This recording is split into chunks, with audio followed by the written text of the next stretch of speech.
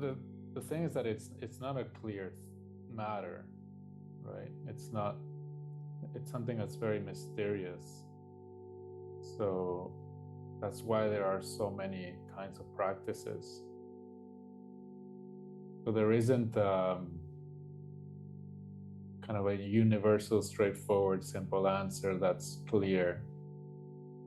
So you had asked, is it a requirement? And I said no. But at the same time, Osho, for example, created a lot of very, what we know today as active meditation, and involves the body in some cases really intensely. And it's not different to other traditions who he didn't invent anything new. He invented new forms and variations, and he probably came up with a bunch of new kinds of techniques, but that's what yoga is. That's what pranayama is. That's what a lot of Tibetan Buddhist practices are. And then shamanism, you have a lot of practices also, for example, sweat lodge. And so they involve, in a sense, preparing the body for a shift,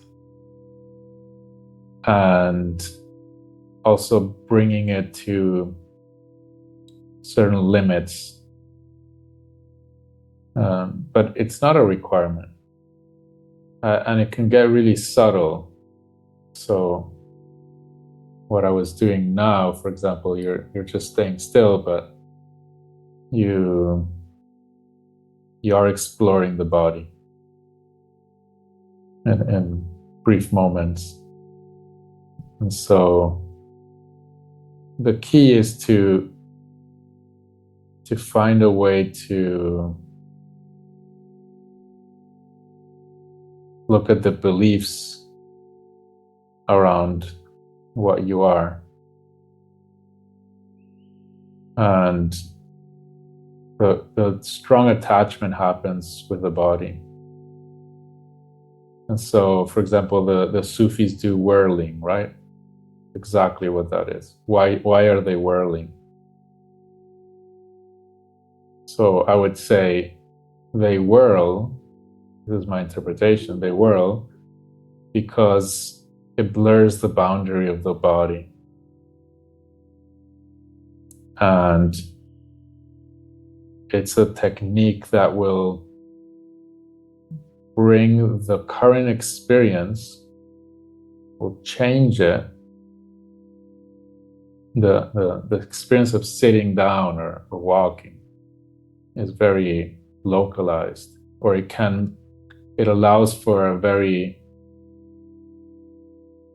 focused and localized experience of I am this body and not the rest. And so it won't challenge that belief. But when you go to a situation where you're whirling for 2 hours, for example, what starts to happen is the map-making aspect of the mind will start to have trouble maintaining that map, because the current experience is going to be so diffuse that it'll have less ground to stay intact, and it'll have to adapt. And so the mind is going to have to kind of expand the sense of self a bit. And when you do a sweat lodge and everything is dark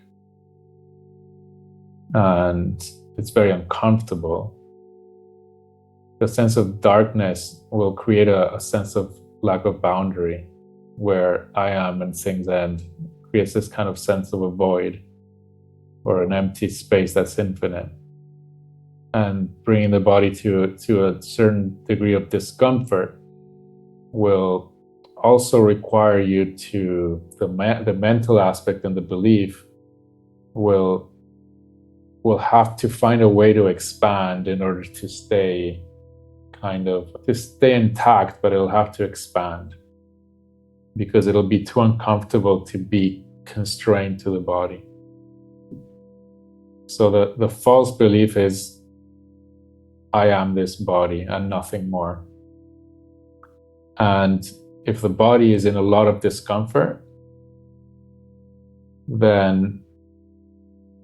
it'll release discomfort if the sense of self expands to include other aspects of our experience.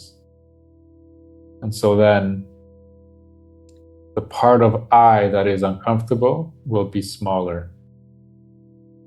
Not because the body shrinks, but because the sense of I expands. And so I'm just describing different kinds of practices, but even dancing, when you dance and music takes you, there's a point where, for example, there is a way in which one can dance, not always, where you start to be danced by the dance. The music takes you and the body is doing its own movement, and you start to become a bit of a non-controlling aspect. Same with whirling. There's a sense of a loss of control, and that again expands a sense of self, because the sense of self is going to be attached to a few beliefs that are, I am this body, I am this mind, I decide, I control, and a few others. But so that working with the body will help. So I recommend it, but it is definitely not a requirement.